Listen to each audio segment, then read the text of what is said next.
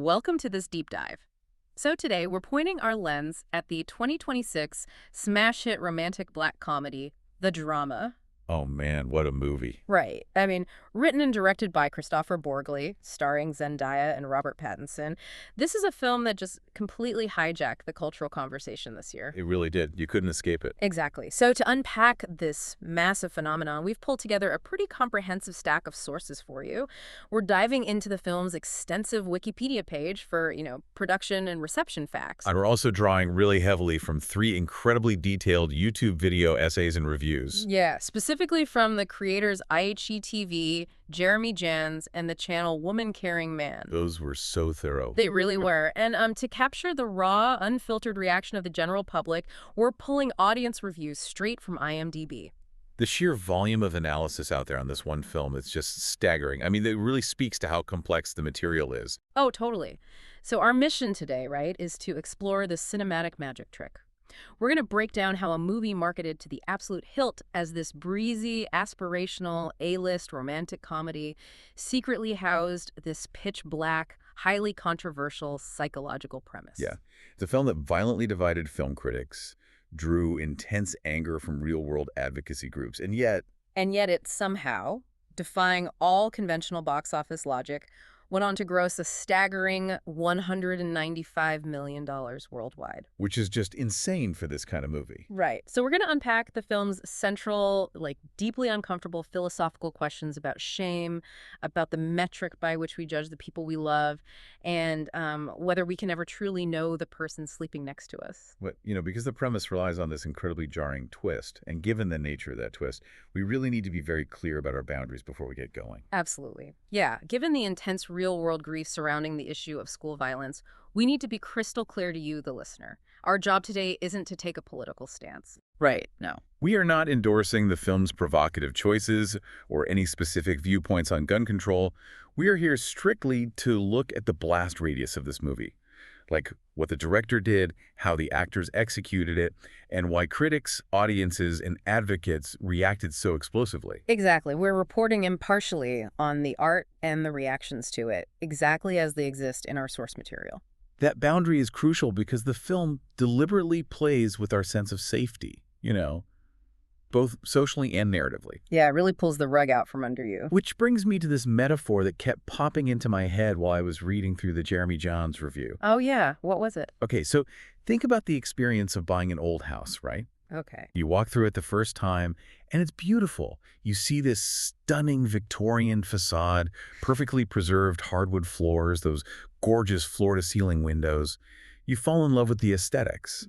So you buy the house, you move your furniture in, you start living your life, you feel totally secure, and then one day you go down into the basement and you see this crack in the foundation. Oh, I see where this is going. Right. A massive, jagged line running right through the concrete. Suddenly, this beautiful structure you've committed to feels like it could just collapse and crush you at any second. Wow, yeah. The facade upstairs hasn't changed at all, but your reality is completely shattered. That captures the psychological mechanism of the film perfectly. I mean, we are so easily comforted by what looks right, by what fits our preconceived expectations of romance and stability. Exactly. And because of that, we rarely think to inspect the psychological floorboards of the people we're actually engaging with. So let's look at how the filmmakers built that beautiful house to trick us. How audiences were literally lured into the theater under false pretenses. The illusion of the perfect rom-com was crafted with this meticulous, almost predatory level of detail. It really was. But the pedigree behind this film actually gave audiences a massive clue about the deception, right? Only if they were trained to look for it, though. Yeah, because it was distributed by A24. And modern audiences know A24. They've trained us to expect a certain level of prestige, sometimes quirkiness, and often what people call elevated horror. Right, but the real tell here is the production company, Square Peg. Exactly. Square Peg is the production banner of Ari Aster, Lars Knudsen, and Tyler Campoloni. And when you see Ari Aster's name attached as a producer, like the guy who directed Hereditary and Midsommar, that should instantly send a signal that you aren't just getting a cute story about a couple picking out wedding napkins. Or arguing about catering. Yeah. No. But the audience completely ignored that warning sign. Completely. The star power of Zendaya and Robert Pattinson acted like a flashbang. That's a great way to put it. People were so blinded by seeing these two massive generational stars paired up in what looks like a conventional romance that they just completely bypassed the production credits. And that financial risk paid off in a historic way. I mean, we're looking at a relatively modest budget of $28 million. Right. It opened in the U.S. on April 3rd, 2026, and A24 made this wild decision to position it head-to-head against a massive studio juggernaut, the Super Mario Galaxy movie. Which is just, it is the ultimate example of counter-programming. Like, Mario was projected to make $180 million domestically on its opening weekend. Yeah, so A24 knew they couldn't compete for the family demographic. So what did they do? They leaned entirely into the adult date night demographic. Smart. Super smart. The drama debuted at $14.3 million, but its legs were incredible. By April 22nd, it crossed the $100 million mark globally. Which made it only the fifth film in A24's entire history to do so, eventually tapping out at $195 million worldwide. Getting a dark, philosophical, dialogue-heavy comedy to gross nearly $200 million is practically unheard of today. It really is. And reading through the sources, the credit for that massive haul falls squarely on A24's marketing department. Oh, 100%. They manipulated audience expectations flawlessly by hiding the film's dark twist entirely. Yeah, Jeremy Johns points out in his video essay that A24 essentially broke the internet with a single viral poster image. Right. It was just a beautifully lit photograph of Zendaya and Pattinson. Yeah, and Johns noted that the poster didn't even need text or a tagline at first. The sheer cultural weight of those two actors simply existing in the same frame was the entire campaign. They really leveraged the parasocial relationship the public has with both of those actors. But A24 went much further than traditional posters or trailer cuts. Oh, the Boston Globe thing. Yes. They played with the medium of romance itself to establish a false sense of reality. So on December 8th, 2025, A24 reached out to the editors of the Boston Globe, and they specifically negotiated to hold the paper's daily TV Critics Corner column. They bought that specific ad space to place a mock engagement announcement for the film's fictional characters, Charlie and Emma. And they placed it right next to the newspaper's actual long-running romance advice column, Love Letters. I know, it's brilliant. By placing Charlie and Emma's engagement next to real advice columns, they're subliminally telling the public, this is a grounded story about love, about Boston, about normalcy. Yeah, I am obsessed with that marketing tactic. It's world-building bleeding into the real world. They are wrapping the audience in this warm, familiar blanket of a traditional romantic narrative before a single ticket is even sold. And that aesthetic of absolute normalcy is carried directly into the visual language of the film's first 40 minutes. Right. The locations are deliberately grounded in a specific type of, East Coast intellectual comfort. We get this classic meet cute at the Pat Bakery near the John Hancock Tower in Boston. Yeah, where Charlie attempts to flirt by pretending he's read the book Emma's holding. And she completely ignores him. Which is so funny. He gets flustered, apologizes, and then she reveals she's actually deaf in one ear and genuinely didn't hear a word he said. Right, she smiles and invites him to try his flirtation again. It's charming, it's slightly awkward, it is textbook romantic comedy. And their life together, once we jump forward to their engagement, it feels aspirational, but incredibly lived in. Yeah, the production filmed scenes in this gorgeous apartment at 43 Union Park in Boston's South End. Our sources, included the Wikipedia production notes, highlight that director Kristoffer Borgli specifically chose this location for its architectural details. Like the spiral staircase, the floor-to-ceiling bookshelves, the ornate period-specific molding. It just screams Ivy League comfort. It tells the viewer that these are smart, successful, stable people. And the visual manipulation extends to the wardrobe, too, which is where costume designer Katina Denabasis does this incredibly subtle, brilliant work. Oh, her work here is fantastic. She wanted Charlie and Emma to read immediately to the audience as a cohesive unit. So she dressed Zendaya and Pattinson in unisex flannels, interchangeable basics, and worn-in knitwear. Pieces she reportedly sourced from actual thrift stores, right? To avoid that glossy, overly styled look of a Hollywood movie. Exactly. Charlie is styled in Ivy League-inspired clothing, vintage Gap, Margaret Howell pieces, while Emma's clothes are frequently oversized, draped in a way that suggests she literally just grabbed a sweater from Charlie's side of the closet that morning. I want to pause on that because the psychological effect of that costuming is so smart. When you see a couple sharing clothes on screen, you inherently trust their intimacy. Totally. You don't question their bond at all. Your brain registers that visual cue and thinks, okay, these people know everything about each other. There are no boundaries here. They share a life. And Dana Bassis had actually worked with Zendaya previously on Euphoria, She right? did. A show known for highly stylized, expressive, and often chaotic costuming. Yeah.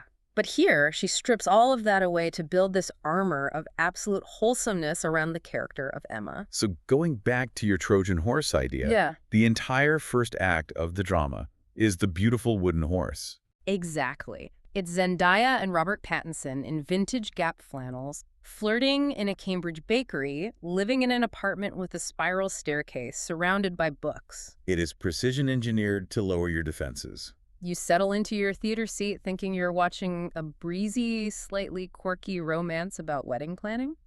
Okay. A24 builds this perfect aspirational armor around them for 40 minutes, specifically so it hurts more when they completely shatter it over a single glass of wine. Right. And the pivot point of the entire narrative happens at a dinner party. What makes it so effective is how casually the tension is introduced. It's literally a week before their wedding. Charlie and Emma are doing a wine tasting with their best man, Mike, played by Mamoudou Athie. And the maid of honor, Rachel, played by Alana Haim. Right. And the inciting incident that leads to the twist doesn't even involve the four of them initially. No, they're drinking wine, and they start discussing their wedding DJ, a woman named Pauline. Because earlier in the week, Charlie and Emma had caught Pauline smoking heroin in a public park. Yeah. So sitting around the table, they're debating whether to fire her. And Emma, demonstrating this deep well of progressive empathy, passionately defends the DJ. She argues that, everyone makes mistakes, everyone harbors dark moments, and they shouldn't define Pauline's entire existence or ruin her livelihood over this one terrible choice. Emma comes across as the most enlightened, forgiving person at the table. But that conversation morphs into a drunken parlor game because they've had a lot of wine. They decide to play a game of what's the worst thing you've ever done? Which is an incredibly dangerous game to play under normal circumstances, let alone 7 days before you're supposed to commit your life to someone. Oh my God, yes. So they start going around the table, and the script builds this ladder of escalating confessions. Mike goes first. He admits that during a vicious dog attack, he panicked and instinctively used his ex-girlfriend as a human shield. It's so awful, but Mamoudou Athie plays this with such a pathetic, awkward energy. It's terrible, but it's darkly funny in its cowardice. Then Rachel goes.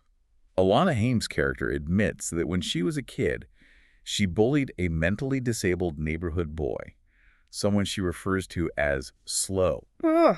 She locked him in an abandoned trailer overnight, and then she actively lied to the police about it to avoid getting in trouble. And Charlie admits he cyberbullied a kid in middle school so relentlessly that the kid's family actually had to move to a different town. So if we look at these three confessions, they are objectively bad, Very bad. but they exist within the realm of relatable human ugliness. They're the kinds of terrible things ordinary people might actually be hiding in their pasts. Yeah, there's sins of panic, childhood cruelty, and immaturity. We know how to contextualize them. Right. But then the spotlight turns to Emma. Zendaya's character sits there, takes a breath, and drops the bomb that literally snaps the neck of the movie's tone. It's so jarring.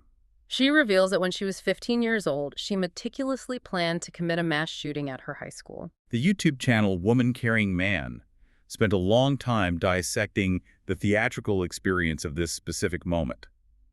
They noted that in their screening, this confession caused audible collective gasps. I bet. People were literally slumping down in their theater seats because you were suddenly dealing with an entirely different genre of film. And Emma doesn't just say it in passing, She elaborates. She casually adds the detail that her partial deafness, the very physical trait that caused their charming meet cute at the bakery. The trait she had previously told Charlie was a congenital birth defect. Exactly. It was actually caused by practicing with a high-powered rifle too close to her ear in the woods. She reveals that the defining quirk of their romance is actually a battle scar from preparing for a massacre. It is the ultimate crack in the foundation, but she immediately follows it up by explaining why it didn't happen. Right. She describes being deeply depressed, isolated, and bullied. She talks about falling into dark algorithmic echo chambers online. But she backed out. And the reason she backed out is crucial. Another local shooting actually happened at a neighboring school before she could execute her plan. Yeah. She saw the devastating, visceral aftermath in her own community. The abstract fantasy became a bloody reality, and the shock of it broke her out of her spiral. So she abandoned the plan, buried the weapons, and eventually dedicated her entire adult life to becoming an anti-gun activist, which, ironically, is how she met her current friend group. This dinner table scene is where the film really forces the audience into a deeply uncomfortable philosophical corner. The YouTube reviewer from IHE-TV zeroes in on the massive ethical debate this sparks, Right. framing it as the tension between measurable harm and thought crime. I want to linger on this debate because it is the core of the entire deep dive. Let's weigh the scales here for a second. Let's Yeah. look at the maid of honor, Rachel. Rachel locked a disabled child in an abandoned trailer overnight. That is an act of actual measurable cruelty. Yes, she caused physical distress and deep psychological trauma to a vulnerable person in the real world. She created a victim. Whereas Emma planned an atrocity, fetishized it, and prepared for it, but she never actually pulled the trigger on another human being. She harmed absolutely no one but herself by blowing out her own eardrum. Right, and then she spent a decade dedicating her life to advocacy to balance the cosmic scales. Yet, look at how the characters react. Rachel reacts with absolute, unmitigated disgust. Rachel instantly ostracizes Emma. She tells her she's sick, that it's not funny, and she basically terminates their friendship right there at the table. Now, the film gives Rachel a specific reason for this reaction, right? Her own cousin, a character named Sam, played by Anna Baryshnikov, was actually paralyzed in a real mass shooting. Yeah.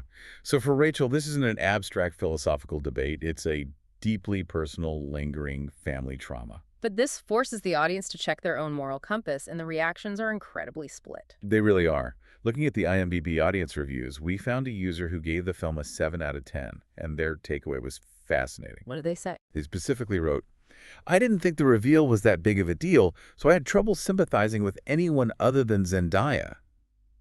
Especially since what Rachel and her husband did were legit bad and physically harmed people." Wow. Rachel locked a disabled kid in the closet, then proceeded to lose her mind over a thought crime, essentially. I hated Rachel. Think about your own digital footprint for a second. I mean, think about the absolute darkest, most intrusive, most hateful thought you harbored when you were an angry, isolated teenager. Oh, yeah. If a transcript of that thought, a thought you never acted on, was printed out and read aloud at your dinner table tonight, would your partner look at you the same way?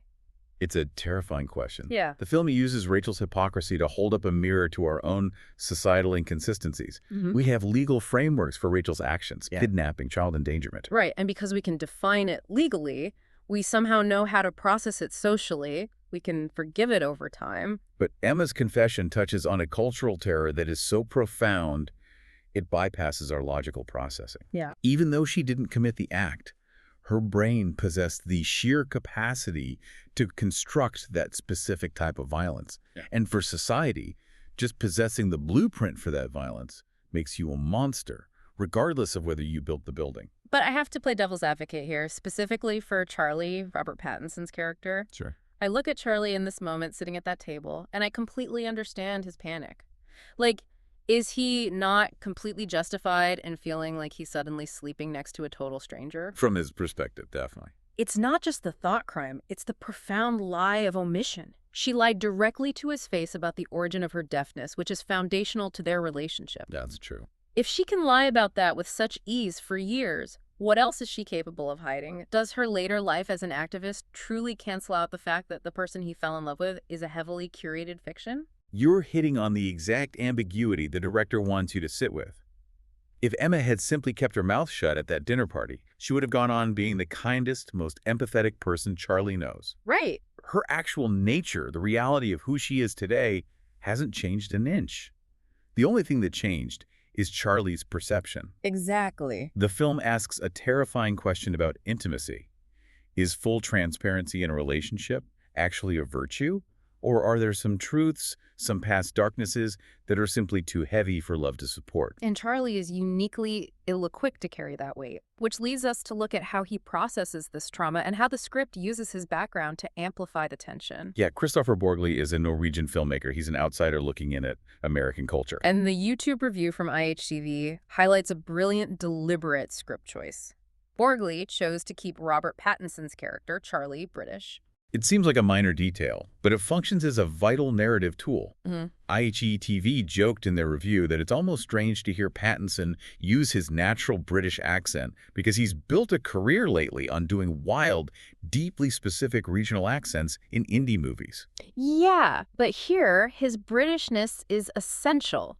By making Charlie British, Borgli turns him into an audience surrogate for the non-American viewer. Right. Charlie is an outsider forced to react to a uniquely, tragically American cultural phenomenon. He doesn't have the calluses that an American character might have built up. And because of this, the film spends a significant amount of time satirizing the bizarre normalization of gun violence in everyday American life. The reviewers at Woman Carrying Man pointed out how the film uses subtle, dark, comedic background details to explore this. Yeah, for example, there's a shot of Charlie drinking from a coffee mug that says, "Give me coffee or shoot me." It's just a dumb, mass-produced novelty mug that you'd find in any office break room in the country. But suddenly, in the context of his fiance's secret, that mug becomes this grotesque, terrifying reminder of how deeply embedded the vocabulary of violence is in the American vernacular. Charlie is staring at this mug, realizing that the threat of being shot is treated as a casual punchline. The film escalates that satire during a scene with the wedding photographer, Frances, played by Zoe Winters. Oh man. Woman Carrying Man noted that this specific scene drew huge, uncomfortable laughs in their theater. Because Frances is trying to organize the chaotic family portraits, and in an attempt to be breezy and direct traffic, she casually yells out, "Okay, first we shoot Grandma, then we shoot Mom and Dad." The word shoot has this perfectly benign dual meaning in photography, but to Charlie, whose nervous system is absolutely fried by Emma's confession, it sounds like a threat. Yeah, he is suddenly hyper-aware of how this violence permeates the culture she grew up in. IHETV mentions in their review how genuinely insane the concept of an active shooter drill in an elementary school is to a European citizen. Yeah. Charlie is struggling to rationalize how the woman he loves could harbor this darkness, but he's simultaneously looking around at her environment and realizing, wait, this entire society has normalized this looming threat. Of course it infected her. And this specific satirical lens is exactly where the art collided aggressively with reality. We stated our impartiality disclaimer earlier, and we really must apply it here to address the intense real-world backlash this plotline generated. Yes. This film did not get a free pass for its dark comedy. It struck a very raw nerve. Let's look at the critical and public reaction strictly as observers. Okay.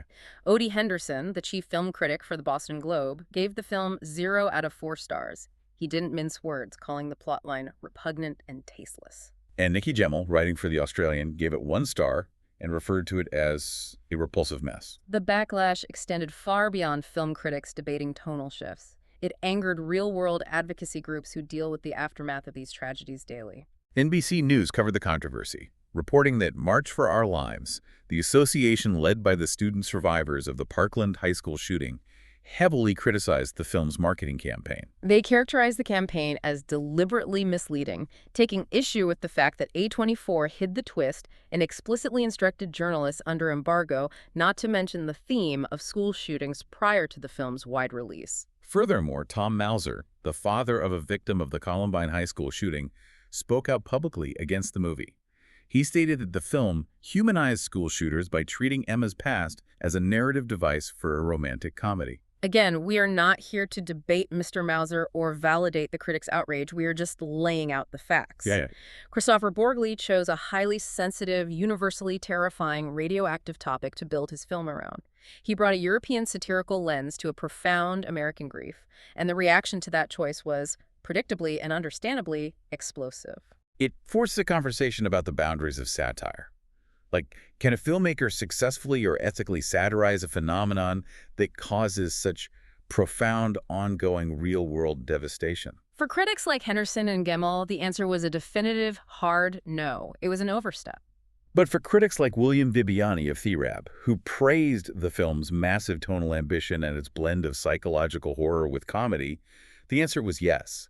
The discomfort was the entire point of the art. The discomfort is definitely the engine of the second half of the movie, because Charlie's inability to comprehend this distinctly American cultural trauma, combined with the shock of Emma's lie, drives him into a state of profound psychological paranoia. Oh yeah, he doesn't just get angry at Emma. His brain literally begins to break under the cognitive dissonance. The movie completely shifts genres here, moving from a dinner party debate into a claustrophobic psychological thriller. We watch Charlie frantically attempt to cope with the revelation. And what is most fascinating is how he tries to cope. Yeah. He doesn't just pack his bags. He tries to rewrite history. He is desperately searching for a justification. The hosts, that woman-carrying man, break down this psychology perfectly. Emma, to her absolute credit, takes full accountability. She doesn't make excuses for her teenage self. No, she plainly states, I was depressed, I was spending time in dark chat rooms, I planned it. But Charlie refuses to accept that reality. He is terrified of the idea that he's deeply in love with someone capable of monstrous thoughts without a valid excuse. So Charlie starts trying to invent childhood trauma for her. He starts telling his friends, well, she was deeply traumatized, she must have seen someone die, she had an abusive past. And Emma continuously has to correct him and say, no, Charlie, I wasn't traumatized like that. I was just messed up. Charlie demands a clean narrative. He wants to point to a jagged line of trauma on an emotional x-ray and say, there, that's why she did it. She's not evil, she's just damaged. Because if she's just damaged by external forces, he can fix her. He can save her. Exactly, but Emma denies him that comfort. She forces him to sit in the terrifying ambiguity of her past darkness. She owns her shadow. And his inability to process that shadow absolutely destroys his mental state. He starts experiencing these bizarre, paranoid dream sequences. All those dreams. In one sequence, he imagines talking to his best friend, Mike, and Mike is just screaming at him, she's insane, you need to move out immediately, call the cops, do you want me to beat her up for you? Charlie's subconscious is blaring alarms, telling him to flee the burning building. Which leads directly into what might be the most uncomfortable scene in the entire film, involving Charlie's coworker, Misha, played by Haley Gates. Oh my God, the workplace scene. We need to walk through this frame by frame because it is a masterclass in cringe comedy horror. It really is. Charlie is at the office, and he is clearly unspooling. He pulls his coworker Misha aside into a quiet corner and asks her a quote-unquote hypothetical question. Yeah, he says, what would you do if you found out your boyfriend Blake had planned a school shooting in his youth? He is desperately crowdsourcing his morality, and Misha gives the most normal, rational, grounded response possible. She just looks at him and says, I would call the cops. And that perfectly normal response completely shatters Charlie, because it confirms his deepest fear, that staying with Emma is objectively insane. But he's the crazy one for not running away. Right. Hearing Misha say she would call the cops breaks him. He starts sobbing uncontrollably right in front of her in the middle of the office. And Misha, who is incredibly confused, awkwardly tries to comfort him, and then Charlie inexplicably lunges forward and kisses her. He starts frantically trying to take off her clothes, and Misha sort of just awkwardly bends over to let it happen because she's so paralyzed by confusion. And then Charlie just abruptly stops. It is a horrible, skin-crawling scene. It's a phenomenal depiction of a complete mental break. But we need to look at why he does it. Charlie isn't actually attracted to Misha in that moment. It's not about lust. No. He's desperately seeking an escape hatch.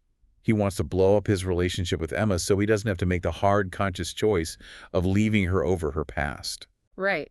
More profoundly, he's trying to commit an unforgivable sin in the present infidelity and workplace sexual assault to balance the cosmic scales of Emma's unforgivable sin in the past. He's trying to muddy his own waters. If he becomes a monster today, then he doesn't have to judge her for being a monster a decade ago. He's leveling the playing field of guilt. It's so twisted. It is. Meanwhile, how is Emma experiencing this fallout? Because while Charlie is spiraling outwardly and aggressively, Emma is spiraling inwardly. The film brilliantly contrasts Charlie's outward mania with Emma's deep internal shame. The YouTube review from Jeremy Jans praises the editing in these sequences. Yeah, we get these poignant, silent flashbacks to younger Emma, played by Jordan Currit. We see her recording her manifesto on a bulky early 2010s computer that keeps freezing and rebooting. Which is such a great touch of dark, pathetic humor that highlights the mundane reality of her teenage angst. And then there's that incredibly powerful flashback scene. Young Emma, shortly after abandoning her plan, is sitting in the school gym participating in a mandatory empathy exercise organized in response to the real shooting that happened nearby. She is forced to sit across from the girl who relentlessly bullied her, Emma looks this bully directly in the eye, and instead of anger, she just begins to weep. The Woman Carrying Man reviewers highlighted how beautiful and sincere Jordan Curett's performance was in that moment. It grounds Emma's regret in a very real human pain. She realizes the horrific weight of what she almost did, and we have to talk about how this internal instability, this lingering shadow, is actually signaled to the audience from the very first frame of the film, long before the dinner party. Oh yes, Adrian Murr, writing for the publication The Set, pointed out an incredible detail regarding Katina Danabasis's costume design. I love when visual theory sneaks into the script. How does this work mechanically in the movie? So it relies on color theory and how the human brain processes specific wavelengths of light in a cinematic context. The wardrobe choices for Emma were heavily informed by Patti Bellantoni's famous film criticism book, If It's Purple, Someone's Gonna Die. Okay. In the opening scene, the charming meet-cute at the bakery, Emma is wearing a very specific shade of green sweater.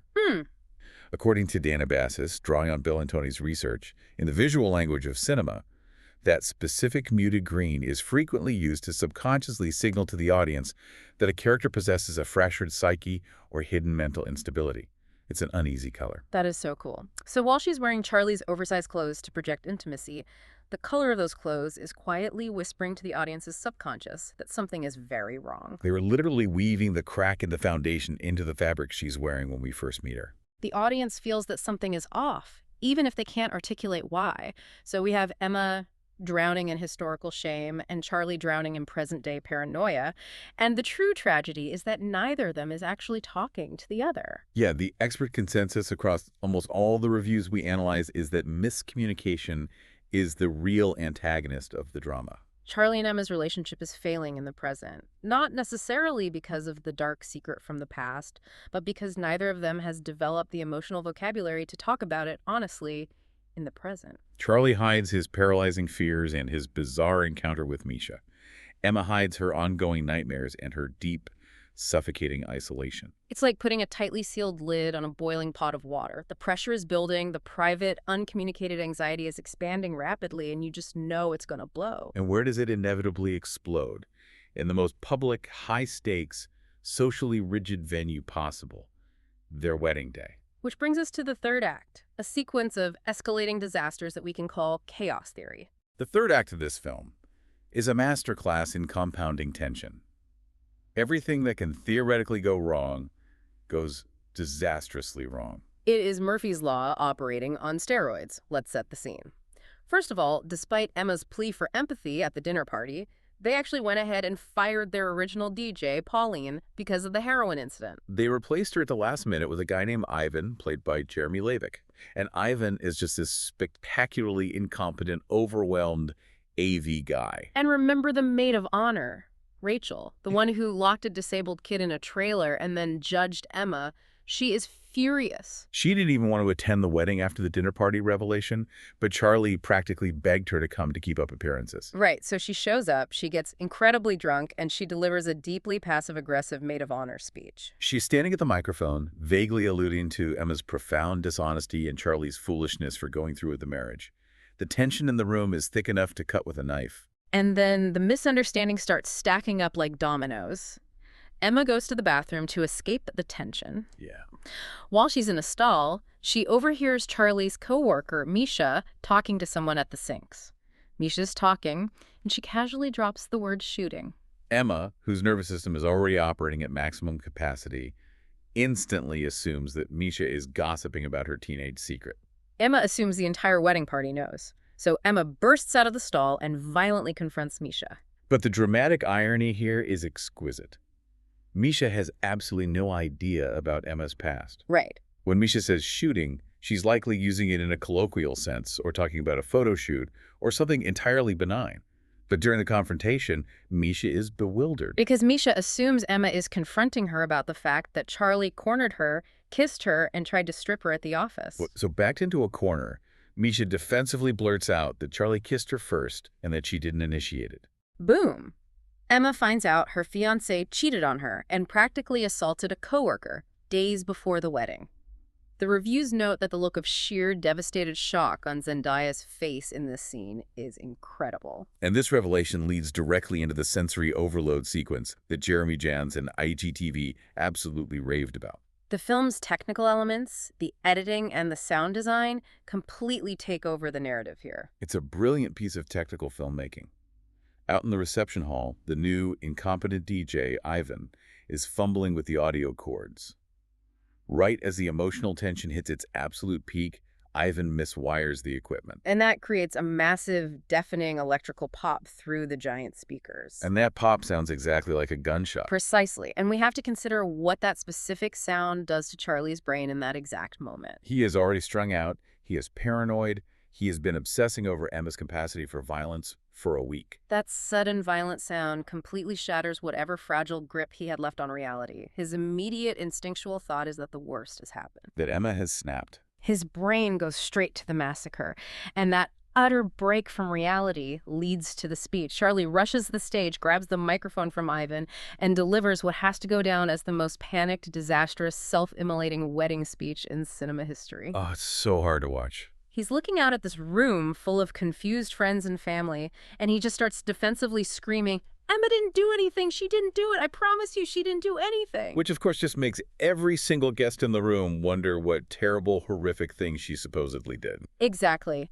He is frantically trying to exonerate her for a crime that literally no one in the room knows about. He is arguing with ghosts. It's excruciating. And then, in his total mental breakdown, Charlie decides that radical, destructive transparency is his only way out of the lie.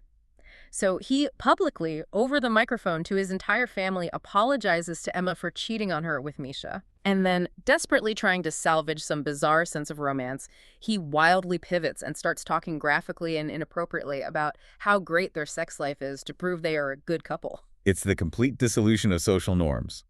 He is vomiting his internal paranoid monologue directly onto the guests. And that verbal diarrhea has immediate violent physical consequences. Because Misha's boyfriend, Blake, is standing in the audience. Yeah, he just heard the groom admit to aggressively coming onto and kissing his girlfriend. So Blake calmly walks up to the stage and just brutally beats Charlie up right there on the dance floor. It's pure, unadulterated chaos. And amidst all this violence, screaming, and shattered glass, Emma just turns and quietly flees the reception hall. Which brings us to the final, quiet aftermath. The climax of the film is loud, violent, and chaotic, but the resolution is deeply intimate and incredibly still. This ending sparked so much debate. Let's walk through exactly what happens. Okay, Charlie is beaten, bloodied, and sitting in the wreckage of his reception. His life is ruined. But in that absolute rock-bottom moment, a moment of profound clarity hits him. As the reviewers from Woman Carrying Man noted, once Charlie hits the absolute bottom, he stops needing to justify Emma's past. He stops asking questions about the timeline or searching for a trauma excuse. Stripped of all his paranoia and his own moral high ground, he simply realizes his deep, fundamental love for her. He realizes that the person she is today matters more than the ghost of who she was. He finds clarity through destruction. So he goes looking for her. And he remembers a passing conversation they had earlier in the week where Emma had suggested they skip the fancy catered food and go to their favorite local diner after the wedding. So Charlie, still covered in blood and bruises from the fight, walks into this brightly lit diner alone.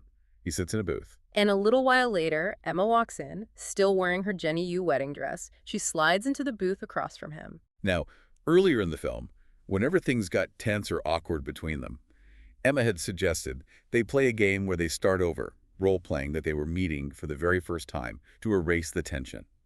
Charlie had always rejected it, finding it silly and avoidant.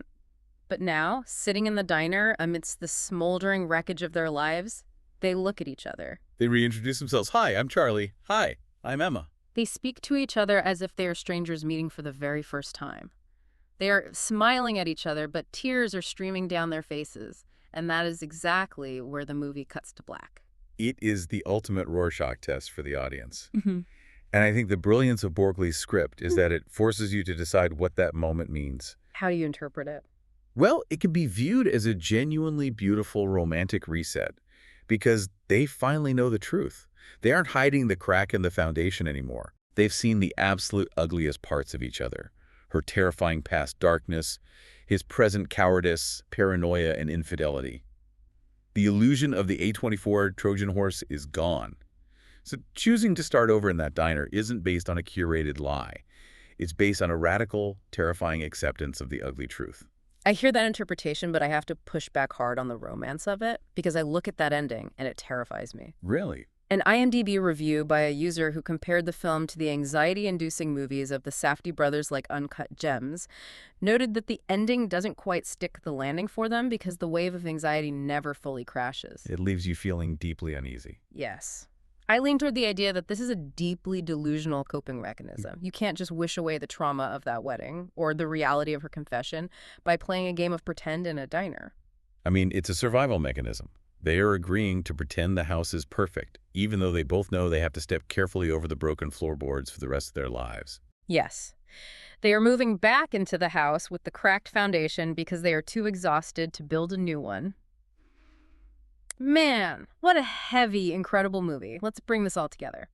The drama achieves something remarkably rare in modern cinema. It really did. It used the comforting, familiar vehicle of a star-studded, beautifully costumed romantic comedy to force mass audiences into a deeply uncomfortable, inescapable conversation. It tackled the limits of forgiveness, Right. the suffocating weight of our pasts, and the bizarre cultural normalization of violence. And it rested entirely on the shoulders of Zendaya and Robert Pattinson, who delivered absolute career highlight performances. They flawlessly balanced intense, claustrophobic, psychological horror with awkward, cringe-inducing comedy. It's a film that demands reflection. It actively refuses to let you be a passive viewer.